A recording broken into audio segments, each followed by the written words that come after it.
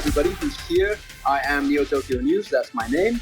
And in this space, we're discussing Web3 and NFT communities and broader topics along those lines. And we have Dan and Juan from Collider Craftworks. And yeah, guys, let's just start chatting about what's been happening right now in this space. One of the things that stood out recently to me was Blur.io. OpenSea seems to be having a hard time with retaining customers recently, ever since, Gigamart was a pretty good launch, and then Blur.io seems like a pretty nice, sweet little thing that came out. They've got an airdrop coming in January. Anybody have any experience using Blur.io? On our side, no, we don't. But I definitely think that it's necessary for there to be strong options outside of OpenSea. I mean, I think everyone already knows this, so I'm not going to sing to the choir. But it's good to see other players coming into the space and gaining traction. A big believer in competition, so it's good to see.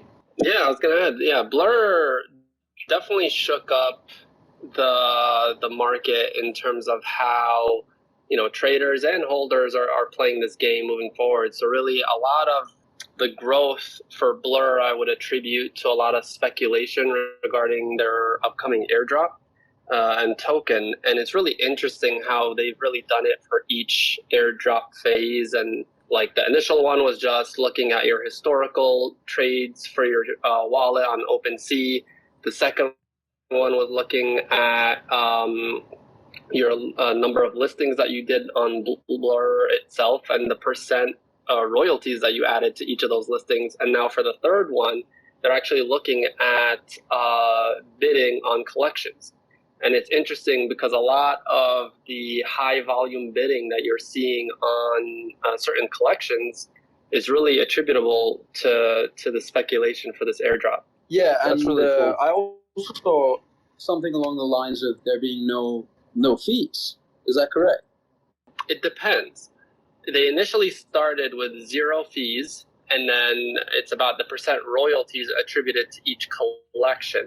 And what they did was a percentage that could be chosen by the end user. So a lot of people that are doing trades are actually electing to put 0% royalties on each of those sales or buys, and that of course affects that collection and the volume overall. Since OpenSea added their update, which had certain collections have that mandated percentage, Blur has been included in that, and so for certain collections it is set to that specific percentage, but overall it is still the vast majority of collections optional. And I think that's really affecting its user base. And I'd be curious to see A, what happens once this airdrop happens, and B, if their infrastructure changes where then they mandate a certain royalty. And the royalty topic is almost like an ongoing thing that just doesn't stop. And like Dan said, though, it's really nice to see more marketplaces coming on and giving OpenSea competition, because having a monopoly over the NFT market, and I'm sure that affects the gamers as well, is it's not necessarily ideal. Another cool thing that I want to chat about is, and perhaps this is old news, but Yuga Labs. They hired Activision, the Blizzard executive Daniel Allegre, if I'm pronouncing his name correctly, as the new CEO for Yuga. A lot of people were bearish on Yuga's future, at least from the sentiment that I gathered after the other side mint for the land. But recently it seems like this move is a pretty big one, and the fact that Yuga has a game, which, to me, the gameplay looks very, very nice. Perhaps Collider can comment on good gameplay, because they know a fair share about good gameplay themselves. To me, it seems like a pretty big deal, and perhaps Yuga has something up their sleeve that is going to be good for Web3 communities and, the gaming side of Web3 as a whole. What do you guys think? Yeah, I think it's like a bold move, which I think is cool to see happening, and I think it's cool to see kind of like established executives from the entertainment sector or gaming sector coming into the space, because I think it gives it more credibility. Also, these companies start getting set up as actual proper companies. I have a couple thoughts like on Yuga Labs. I think that they've kind of underperformed in relation to kind of the revenue they've generated. I think like what you would expect to see from a typical like proper gaming studio or something like that, with the amount of revenue that they've generated and kind of their war chest. I would kind of like have expected to see more out of them, but of course that they're also not, they don't come from the development world, so I think there's going to be like a growth curve there. So it's good that they're bringing on professionals.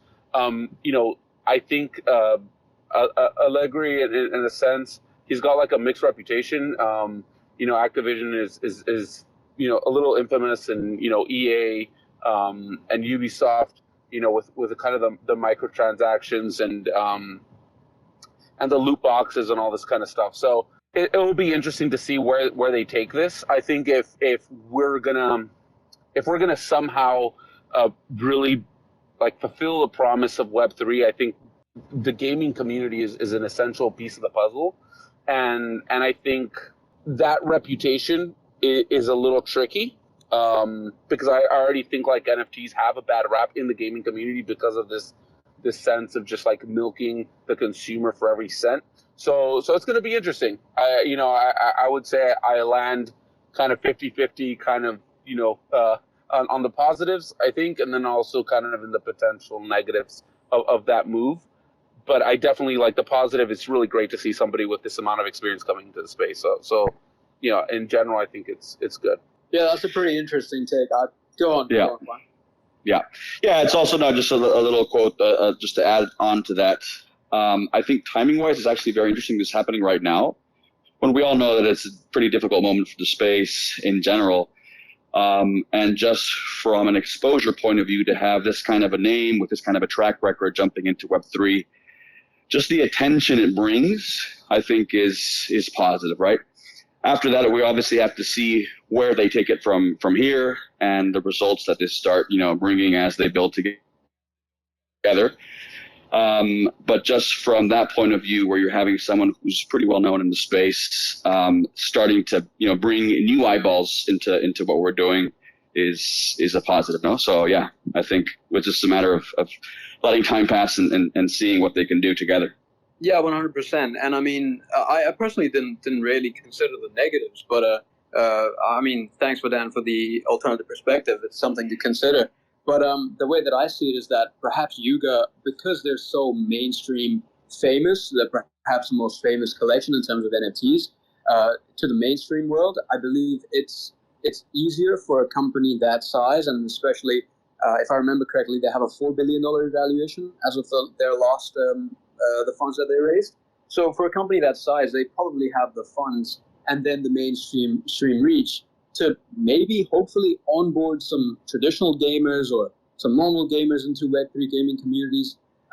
So maybe that's a nice on-ramp. Firestorm, any comments on that? Or am I stretching too much? Yeah, I mean, you mentioned the history of them and microtransactions. It's like, is that a negative? No, it just depends on the implementation. It's like NFTs being used as in-game assets. That kind of fits right in with that experience that he has. So I don't know. I feel like it could be a good fit. And obviously anybody that legitimate coming into the space is going to help everybody out. It's just kind of that delayed period.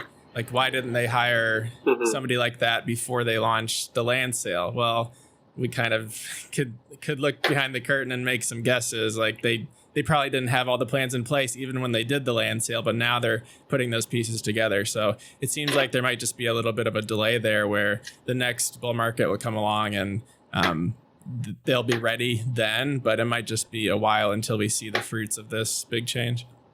Right, and so this week they also announced the trial of Jimmy the Monkey, which is going to be an interactive process that ends in a mint that is for BAYC, MAYC, and the dogs as well.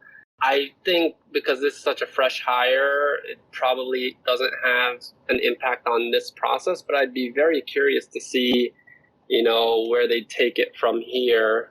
Because there's been a lot of conversation I've seen in different groups regarding,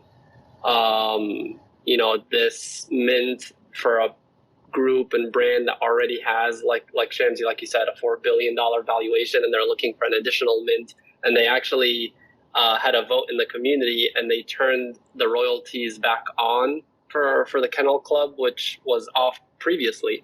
So there's a lot of ways that this discussion can go, but in the interest of time, we can move on to the next bits of news and get to our main topic today.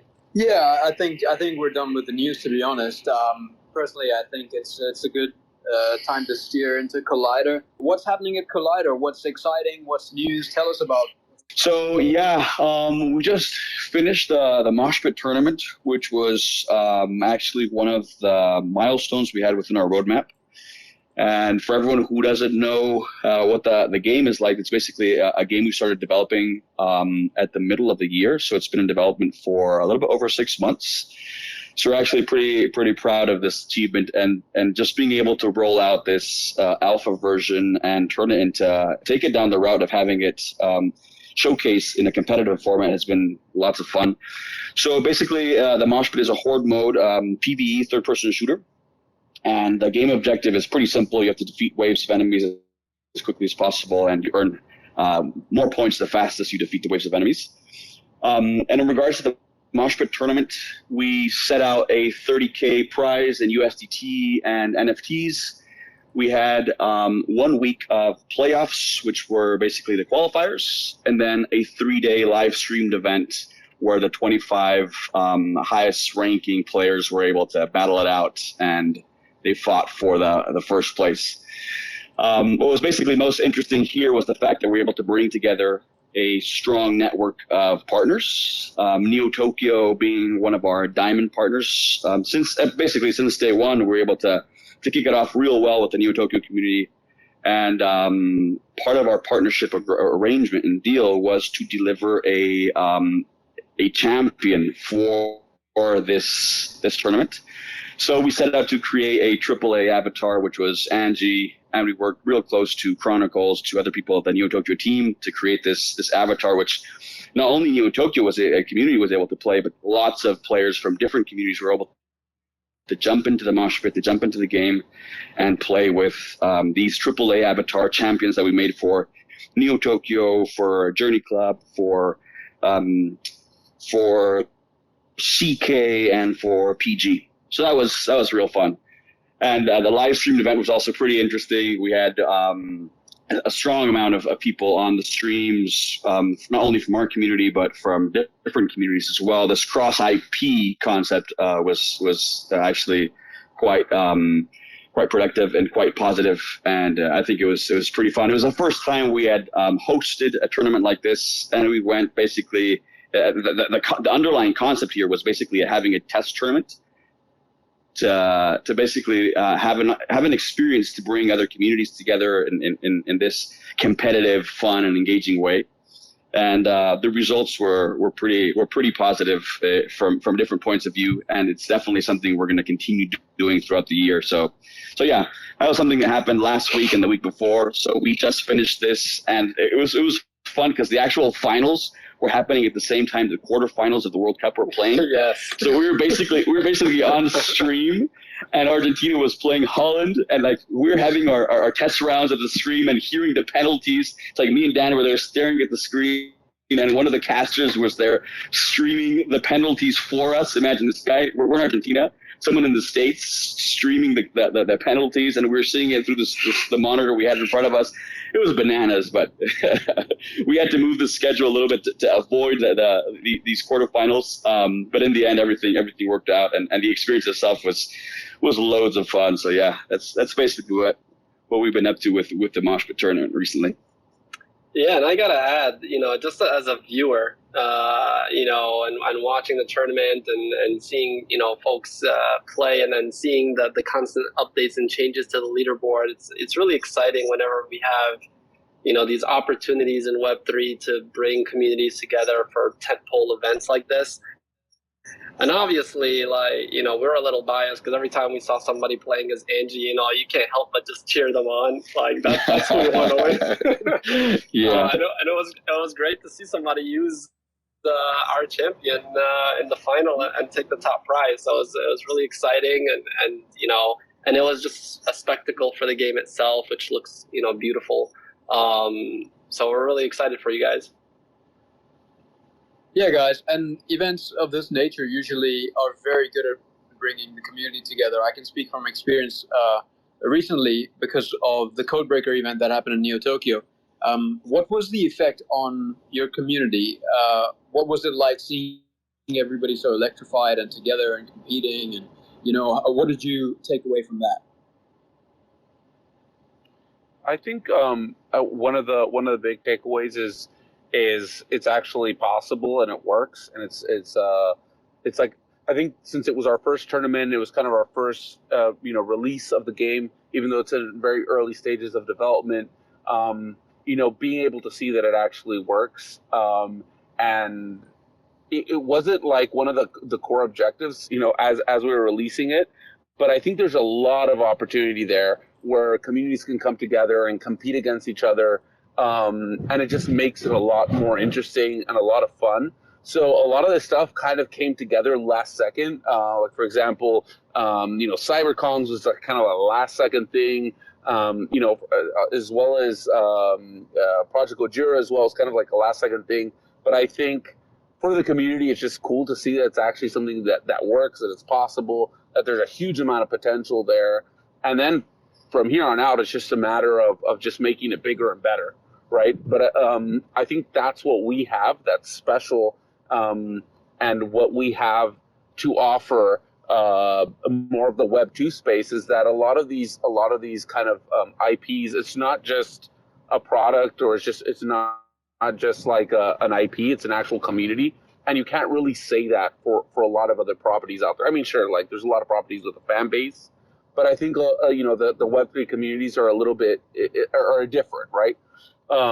So yeah, I think there's just a massive amount of opportunity there, from all sorts of angles, right? From a commercial angle, from just a cool community entertainment angle, and for gamers coming in as well. So just seeing it kind of all come together, I think was for us, it was actually the reward, just to make sure, just to see it work. It was the first time putting on a tournament like this from a technical standpoint, with everybody. I think we had like 25 simultaneous streams, the casters in the States, us down here. So there was a lot of unknowns. So just for it to work was a huge win for us. And, hopefully for our community, see us be able to pull something off, and with such a kind of like a short turnaround, as far as like game development cycles are concerned. I think was cool. Yeah, man. That's 100%. It is great to hear, especially love to see when companies can deliver for their community, because one of the greatest things about games and gaming companies is the fact that they have this power to harness the power of community. Games were some of the first or some of the earliest online communities out there on the internet. So being able to cultivate that attention, being able to deliver to that audience and that satisfaction must be great. But what do you guys think about how gaming communities have changed, and how managing them has changed as you've grown as a company, or just in general as your general observation in Web3? Because I'm sure the nature of people's expectations and people's skill set and people's understanding of the industry and all the tech inside it has changed rapidly as well. How has managing these communities changed? Maybe Juanito, I can talk about like the opportunity from a commercial standpoint, and you can talk about actually managing the community, because Juanito here is our community manager, and he's done an incredible job. Just from like a commercial standpoint, I think it's really cool. I think a lot of times it's underestimated how important it is that there's an actual community around a product when you're developing one. I think we take that for granted sometimes in the Web3 space, but kind of coming from more traditional kind of game development, kind of ecosystem, building a community around a game is actually one of the most difficult aspects. There's so many games, and there's just so much out there. So I think for us, that's been really special, be able to start developing a product with a community already around it. And especially if you're talking about bringing advertisers or bringing in investors or whatever it is that you're planning on doing around a product is incredibly valuable. The way we approach the community, I think, has changed a little bit over the year, and I'm sure Johnny can talk about that. But I think it's incredibly valuable for us, especially as we move forward. As we kind of look at kind of like the venture capital opportunity, because obviously to kind of develop everything that we need to develop, you can't do it off of your initial NFT sell, and it's actually not really kind of the direction we want to go in any case. But having a community, having kind of being part of a network of communities, I think is incredibly valuable for people who are kind of building in the space. And I don't know if I said anything special, but I think it's really important, and kind of coming at it from the Web2 thing, it's not easy, right? It's not easy to build a community around a product, especially if it's still so early in development. So I think it's a massive opportunity that we have in the Web3 space, even though this isn't the best time, the most hype. Regardless, I think it's a huge advantage for builders in the space. As a fan of gaming, as somebody that hasn't worked directly in the industry, I grew up watching like behind the scenes videos of like Bungie creating Halo and play testers that had to be there in secret, and for months and months they would be queuing the game and bringing in these private testing groups to get feedback. But it sounds like in the case of your project, you've been able to get that feedback a lot quicker through the online community that you have during development. So I'm sure that provides some valuable insights that traditional game developers just haven't had the past couple decades during their development process. Is that like just a numbers thing where you're able to get so much more data from those play tests and from your alphas and betas versus those private test groups of maybe like 20 to 30 people that a studio like Bungie would have to bring in once a month to test their game? I'm curious to dive into that a little bit more because you touched upon that. Yeah, it's definitely a different experience. I think the way we're approaching the game development as an iterative process, I think is interesting. There's like this sense in the gaming community in general that games are being shipped when they're not ready. And so this is something that we want to be very thoughtful of, right? We want to be very clear to people what stage the game is in, but at the same time, we don't want to spend 2 to 3 years in development, release a game, and then it be a massive flop because it wasn't what people were expecting, or you didn't really understand what the appetite in the market was. So the way we're approaching the game development is not usual. And we're trying to be very thoughtful of whatever it is that we release. It's fun, it's engaging, it's well made. It's an exciting, good experience end to end for what it is, and kind of develop our game in chunks, right? As we kind of develop, because we're a small team. I think that kind of development, if it can be done correctly, I think is really powerful because you get this immediate feedback, not just from game testers, but if gamers are actually competing against each other, it really kind of makes a difference. So in our case, it was super cool to get in the middle of the tournament and get feedback from some of the best gamers that were competing, implement the changes right before the finals, and then getting incredible feedback from them. I think it was the night before the finals. They were like, all right, this is too hard. These weapons these cooldowns are too long. And we made tweaks literally 24 hours before the final. And then, we were lucky that everything worked. But that kind of back and forth is, I think, super valuable, and it's going to help us really build a great product. And it's not usual inside of the gaming industry. Yeah, when games like Call of Duty or Halo have What would you say is their like betas close to launch, Sorry, go ahead.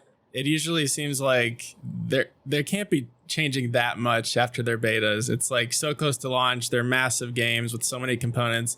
Usually it's just working out some kinks in their networking or online matchmaking.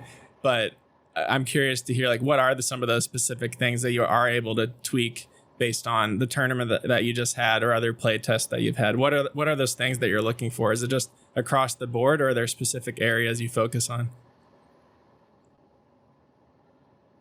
Yeah, in this in particular, there were kind of on one side you have the game dynamics, so you want it to be funner. So there were some things that we just improved that were actually making it more competitive and a little more exciting. And then there's other just like technical things on how the game is running and kind of the performance on the FPS and stuff like that. So there's kind of like two angles at it.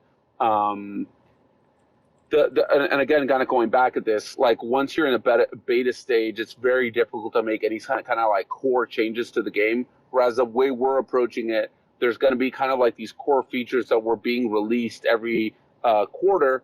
And it's going to be really interesting to get the feedback from the community. So as we go building out the game during next year, we're going to have like 4 big kind of events where we're going to be able to receive critical feedback that will actually impact the core dynamics of the game. And I think it's just going to make it a much better game and a much better experience because of the way we're developing it. So it's going to be interesting to see if we can pull it off, because it's not a usual way of approaching something like this.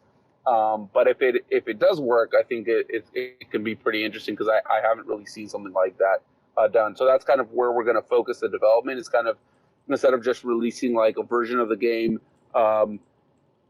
creating kind of like more of an event-driven game development, right? So as soon as we have like some interesting core features, like the next one that we're working on is Twitch integration, so actually the viewers can impact the gameplay.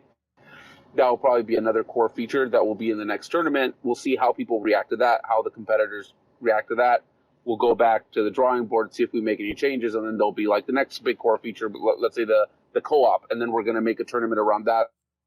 So it's going to be like very event driven, and then we'll be able to make adjustments depending on the feedback that we get. So we'll be able to do substantial changes to the game, where you generally don't get that in like AAA development, right? Where you're kind of been in development for 2 or 3 years, and there's just been too much money sunk into something to turn it back, which I've actually seen happen in the games that we've worked on with some of these other companies, right? Because I don't know if people know, but we basically do art services. So we basically make the characters for some of the biggest games out there right now.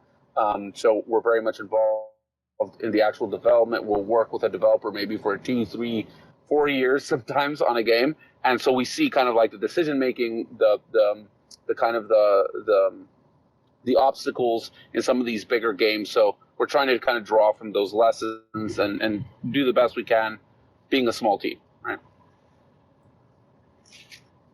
Yeah, I'm just curious. I like that you mentioned community feedback, because I think often I think about gaming communities and I think, is it the chicken or the egg? Did the game come first or did the community come first? And if the game came first, then now you have to engineer the game to fit the community, or the community came first, and you have to design the game according to the community. What do you guys, in your experience, what have you found to be the balance between keeping your initial vision of what you want to build intact, while also making substantial enough changes to the community to think, okay, these guys are actually listening to us. They're actually making changes that we want to see, and the game is turning out to be something that we want to play in the future. What's that sweet spot? What's that balance? I think you have to have a vision of something that you're passionate about and something that you believe in. And then basically around that, you make adjustments, right? You kind of set it out, you put it out there as creatives, and not just in games, but I think managing kind of these NFT communities and such. I think it's an interesting thing, because the community is a very big part of it. But I think you also can't just, rescind the responsibility and just be like, all right, we'll just do whatever the community wants, because you're also ultimately responsible for the success or the failure. So from my perspective, you have to have a solid idea. You have to have a solid plan. And that's why people have given you money. And you're responsible for the results. And then you basically, once you release, and you execute on your vision, then you receive the feedback in base of on the success or the failure of whatever it is you produce. And then you go back to the drawing board and you adjust. But I definitely think there has to be a strong vision. And I think you see that just in any successful business or, undertaking, right? Yeah, for sure. And I mean, like things like allowing players to, sort of play the beta version of games and give their feedback. I haven't really seen much of that in Web 2 games. Perhaps there are communities that I'm not aware of. That's very, very possible. But I personally haven't seen much of that in Web2 games. But in Web3 communities, there's a lot more engagement from people. There's been games where I personally have had the chance to play the beta version and tell people, okay, well, I don't like the angle of the way that the player moves, or I don't like this particular mechanic. That's just really nice to see. Maybe one can comment on how what the actual extraction process is of that feedback. How do you distribute the game, distribute a vision to the community, and then get the feedback without either revealing everything or while you don't have a finished product? What is that process communicating? Right. Yeah. So in our case, basically, what we decided to do from the get-go of releasing or communicating the vision behind the game to our community, we were very clear that the objective here for this game experience was basically for people to see the potential that our value proposition with our Cypher collection could bring. So basically, what we're delivering our community is ownership of a AAA avatar that now is only available to large studios with deep pockets, right? So we're like, okay, that's the vision. And then we set out to create this game experience, and we designed the game dynamics and made progress on it. And then when we had a specific timeline for delivery, we included the community in the testing process, in the QA process, right? So what we did there was we selected a group of pro players that came from our community and gave them a specific amount of time and certain progress within the builds, within the versions, right? So once we, and at the same time, we also put together a team of QAs, of testers, of game testers that reported directly to us as a studio. So in that sense, we were able to bring the feedback and the insights from people from the community, and also professionals who dedicate themselves to that responded directly to us.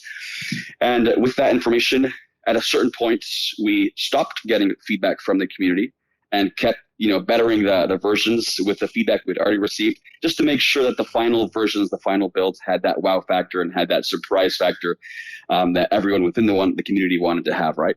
So that was basically the way we structured it. We set out a specific time frame for getting this mixed feedback from an internal in-house team and community team. And then after we applied that feedback, we kept polishing and working on it for an extra 4, almost 6 weeks before we delivered the final Moshpit tournament version. And yeah, that worked out pretty well. Besides that, once the way the tournament worked out was we gave people a pretty comfortable time frame to play the game.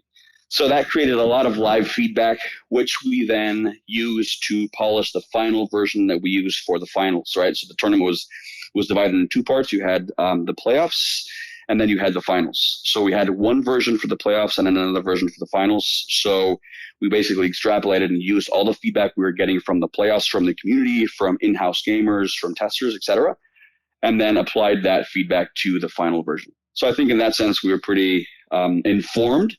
We also knew that, and we were pretty clear that the whole, the context here, not only for the tournament, but for the game, it was definitely an alpha version. So people knew that there were certain things that we were going to be able to change, others that we're just going to have to work around. But in general, we were basically able to apply, a very satisfactory amount of feedback we got from community and from our in-house team as well. Very cool, very cool. It's so interesting. It must be such a hands-on process to just constantly go back and forth and make changes. It's so nice to see, gaming communities actually focusing on their customers, because their customer is the golden goose, and servicing their needs while also finding the balance between their vision. It's such a cool thing, and I think that having a nice community that can engage and give you feedback is almost like a cheat code, because if you're selling traditional products, if you design a product, you don't really know how the product's going to perform until you put it out in the market. But if you have a bunch of customers that you're quote beta testing your product with, it's almost like a cheat code having a positive community, right? Right, correct. Yeah, and I guess that's one of the main advantages of Web3, where you have that very fireside feedback, and you can get that kind of input real quick. So yeah, in our case, that was fundamental, and definitely something that we'll continue having for the next versions of the Moshpit. Yeah, and I mean, I can't help but wonder that over the past, as you've grown, the nature of the people that have joined Collider Craftworks has also changed, and also to mention the fact that the market has changed as a whole. It's flipped from completely euphoric to completely, barbarically bearish. How do you guys think the past year has been in terms of the liquidity dry up, the scams, the bear market as a whole, and what effect that has had on either the quality or the quantity or just the type of people that are engaging with Collider Craftworks, and perhaps in Web3 and NFTs as a whole? Because I'm assuming there's not a lot of mainstream Web2 people still in the industry, because I mean Web3 people are already leaving. So how has the nature of the market and the nature of your consumer changed by a product of the market conditions? Yeah, so in our case, I could say that it's definitely helped to clarify things, and to be extremely frank. When we actually dropped our Cypher collection and basically started this Web3 path, things were so crazy. It was extremely difficult to understand who was really interested in what you were doing and your roadmap and your vision in the products we were developing, and who was just part of the of the general wave, right?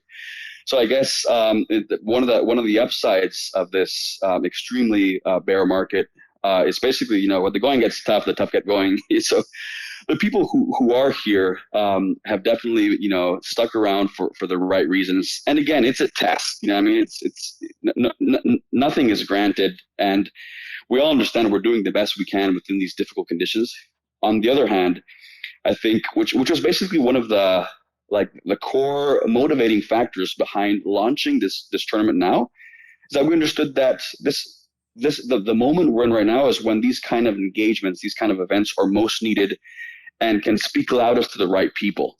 So it's not so much a numbers game. It's more of being a sharpshooter and making sure you're speaking to people who can appreciate and value what you're doing. And regardless of how many they are, they basically respect the long-term vision, see through, the results they're getting, and understand the general direction of things, right? So I think if the intention is to really build something that's exciting, that's fun, that's engaging, that can really bring value to your community, to the gaming community, and to holders at large, then the moment we're in right now can even play to our favor. Obviously, depending on how you look at things, right? But I think in that sense, we've been pretty.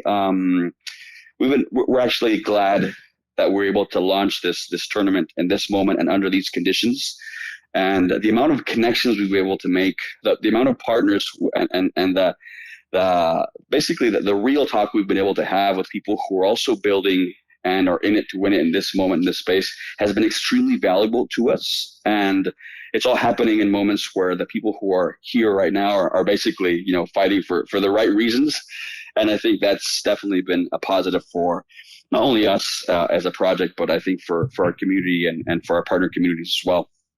Yeah, very nice. I like that you mentioned the fact that, connections have been amplified, although people often, or rather the quality of connections, because we've experienced that, in the bull market, it's founders of projects are like gods. They're hard to find, they're hard to text and all that. But in the bear market, you could literally sit and have a coffee with the founder of a big project because, he's got nothing else to do. So, having people that are genuinely invested in the space at this time is, it's very good. And if you're plugged in, you've got your wits about you, then you can make some very good connections, make great partnerships. And the quality of people that are in the industry are serious about it, be it serious about enjoying the industry, or serious about consuming in the industry, or serious about creating or building in the industry, whatever that is. I feel like the crowd here right now, even everybody listening to the spaces, is not just somebody who dabbles in Web3. You know, we see a future in the industry, and that's why we're investing our time.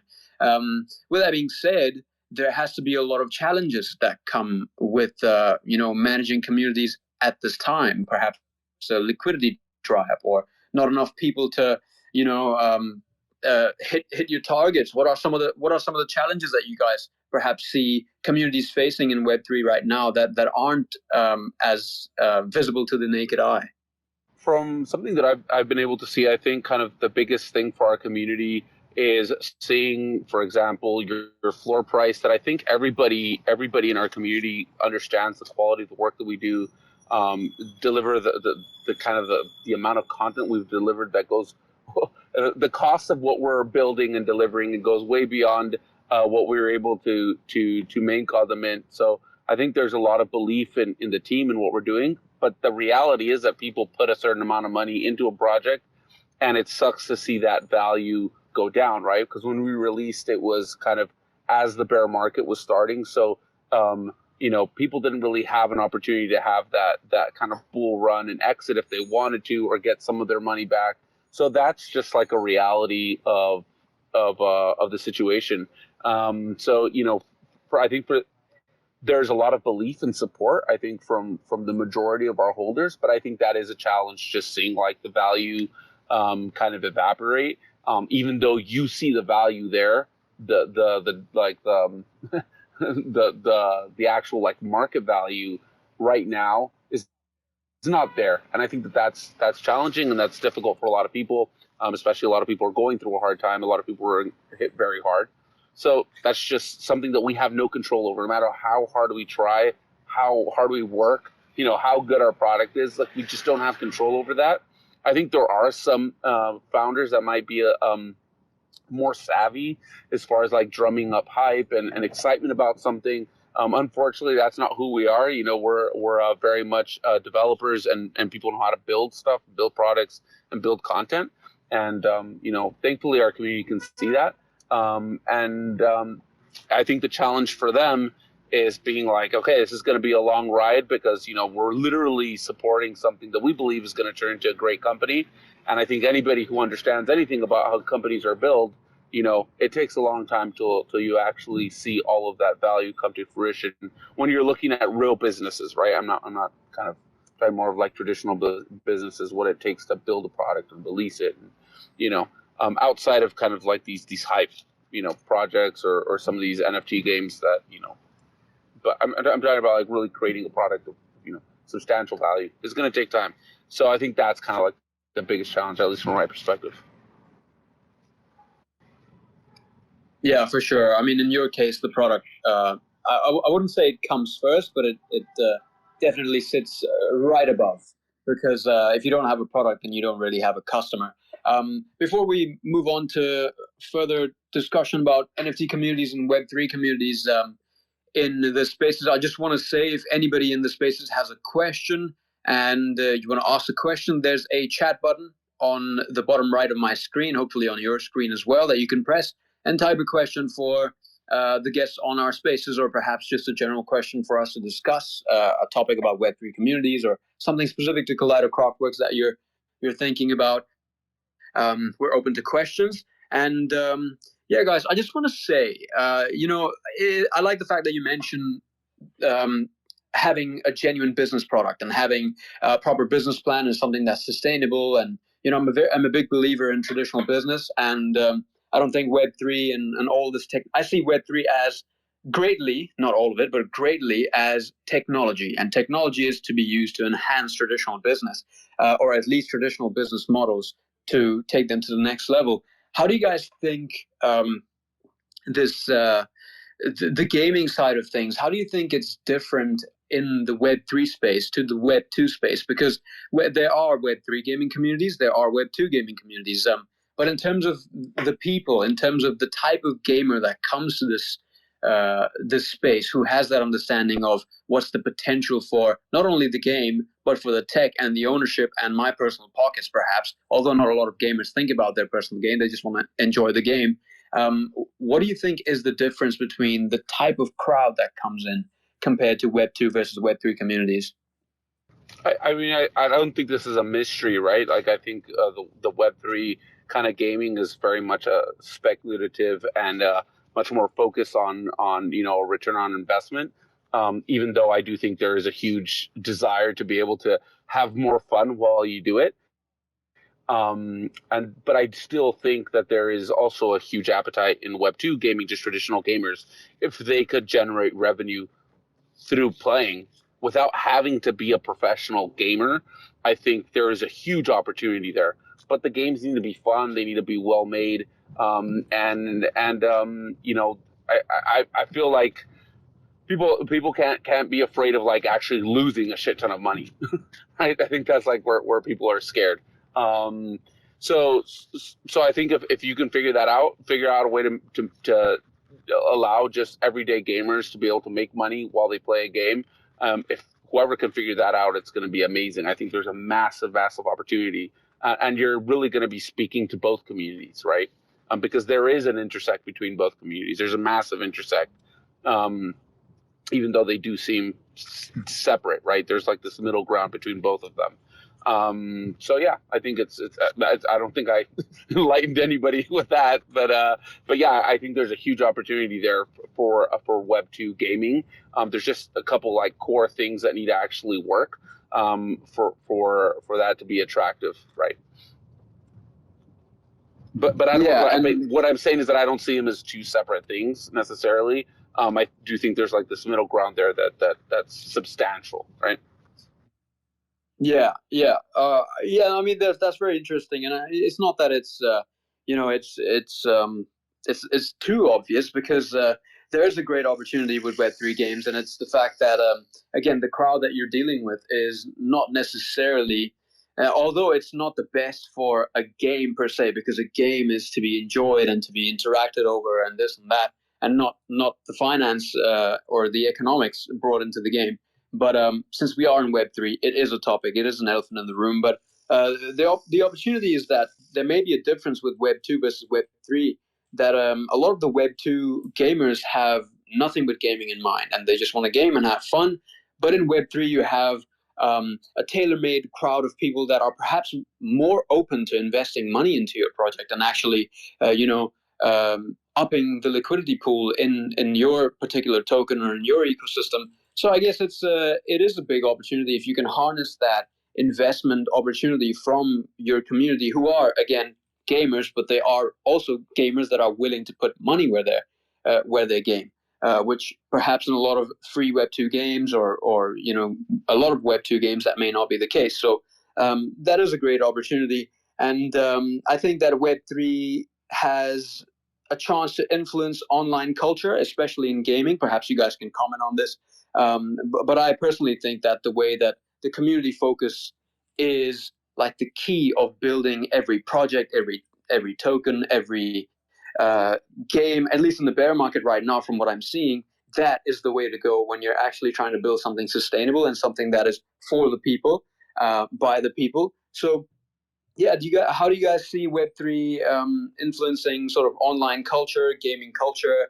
I know that the two are sort of quite fluid, but how are the two? Where are the two going to come together and sort of create something that we can call, okay, well, this is gaming, and this is not particularly Web3 gaming or Web2 gaming, but this is what the future of gaming is, if that makes sense. Right.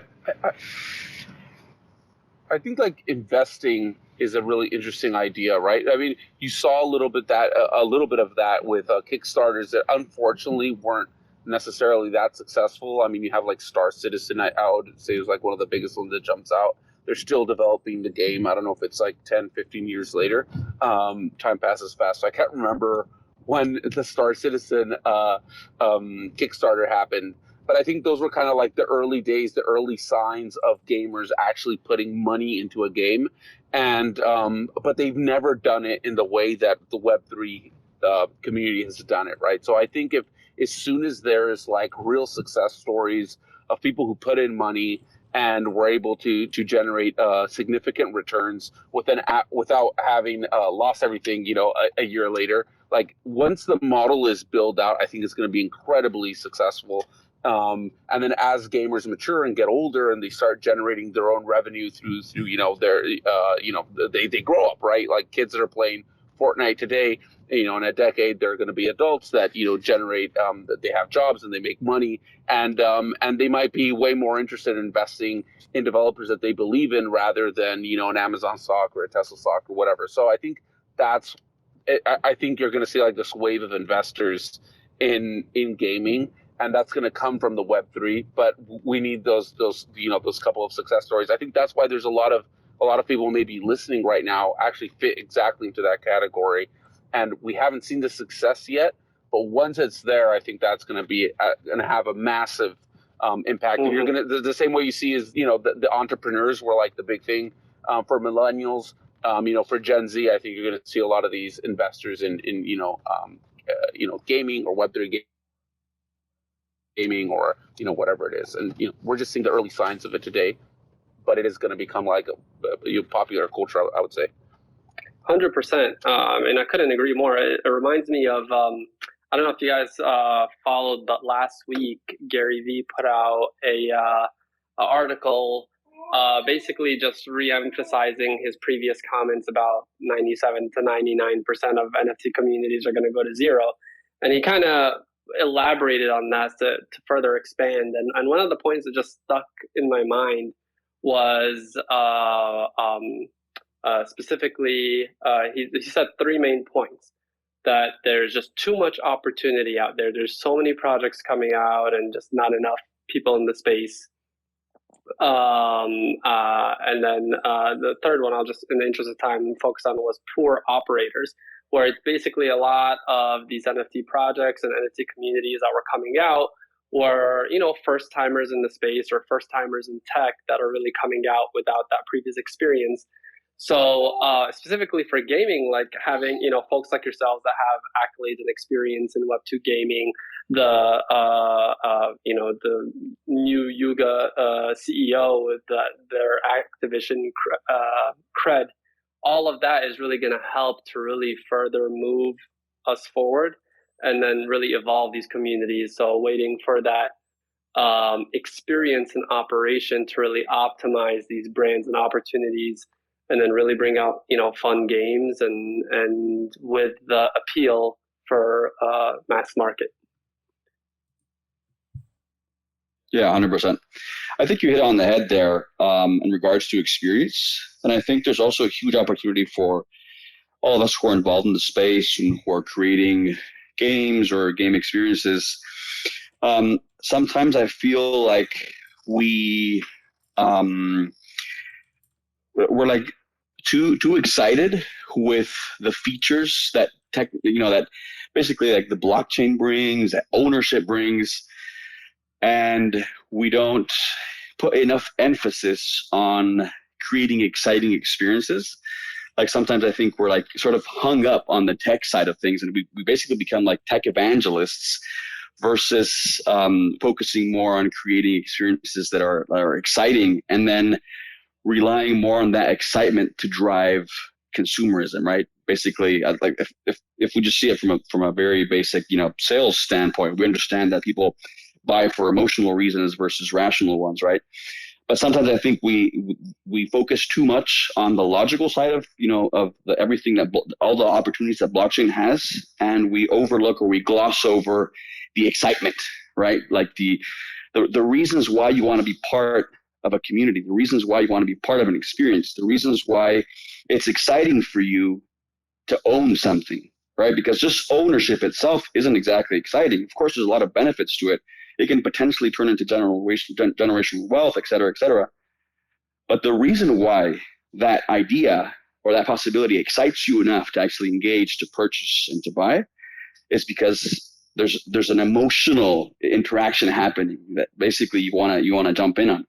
So I think that's something that in our case was pretty clear after we put this tournament together.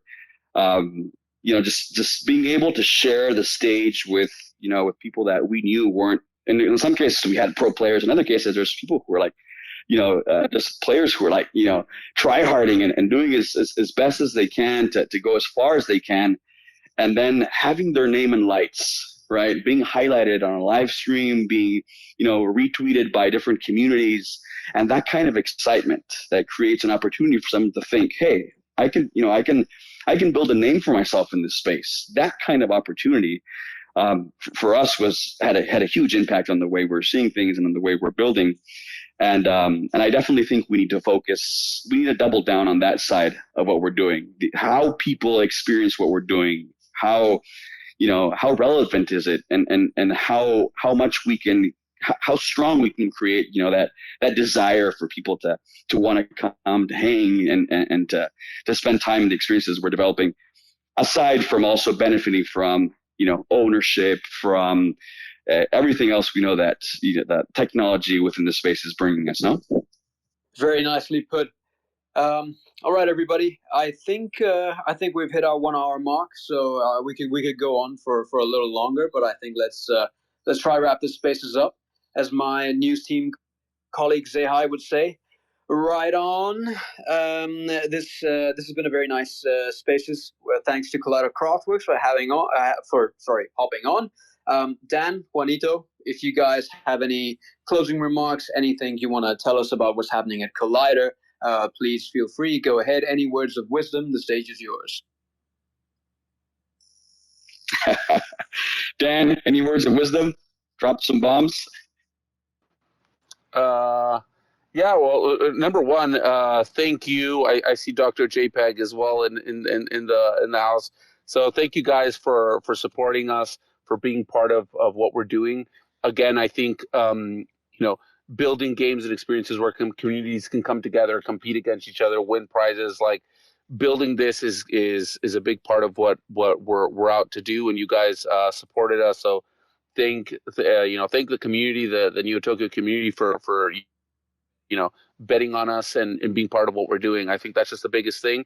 As far as next year, we're going to be, just heavy in the trenches when it comes to development, working on bringing, blue chip sponsors into the space, bringing some big brands into the space, and really just building great games and experiences, and hopefully elevate, everything that's happening inside of Web3.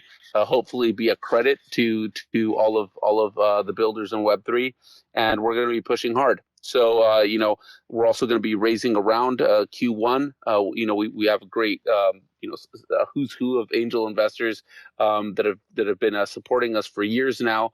And I think we're finally ready to get out there and put the word out and, reach out to some key people with, the technology, the tools that we're building, and the ecosystem that we're building. So it's going to be a big year for us. Q1's going to be, pedal to the metal. So thank you guys for supporting us, and we'll be coming to you guys with some more exciting news very soon, hopefully. Yeah, and since we were talking about community a lot, also a shout out to a couple of guys who have helped us run our community from the very beginning. I can see Christu there in the chat. Christu, HO, massive team of community mods. Christu. They've been killing it. And also a big shout out and thank you to the whole Neo Tokyo community. Chronicles, you've been instrumental in everything we've done together from the very beginning and up until now. And Tourney, he's also been a huge support of everything we're doing. And yeah, it's just great to be surrounded by people who have these kind of intentions at heart and are day in, day out, making sure that they can do everything they can to bring value and support what we're doing. So we really appreciate it. I'll just jump in here real quick. I mean, we both had very busy Decembers with the tournament and with Codebreaker, so I'm sure we're all looking forward to a little bit of break over the holidays coming up here. So if we don't talk to you, have a great Christmas and New Year if you're celebrating, and we'll see everybody on the next one. Not sure if we're doing next week or not, but we'll let you know in Discord and on Twitter, so keep an eye out for that. And as always, you can listen to this on our YouTube, on Neo Tokyo Vision, as well as Spotify. So subscribe there to catch the recordings. But we'll see y'all next time. Thanks everybody for tuning in. Alrighty. Thanks, guys. Ciao, ciao. See ya.